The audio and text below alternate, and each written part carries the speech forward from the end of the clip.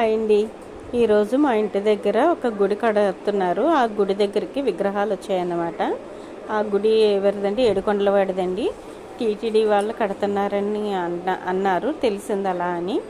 ఈ విగ్రహాలు కూడా టీటీడీ నుంచి, అంటే తిరుపతి దేవస్థానం నుంచే వచ్చాయండి. ఈ విగ్రహాలన్నీ తీసుకొచ్చి చూడండి, అన్ని విగ్రహాలను తీసుకొచ్చి ఇలా పెడుతున్నారు. పెట్టి ప్రతిష్ఠించే ముందు ఒక 15 రోజులు అలాగ పూజలు జరుగుతాయటండి. 15 రోజులు పూజలు జరిగిన తర్వాత దేవుణ్ణి ప్రతిష్ఠిస్తారట. కానీ చాలా చాలా చాలా ఆనందంగా ఉందండి. నేను ఆ స్వామిని మీకు దర్శనం కల్పించాలని అలా దర్శనం చూపిస్తున్నాను స్వామిది.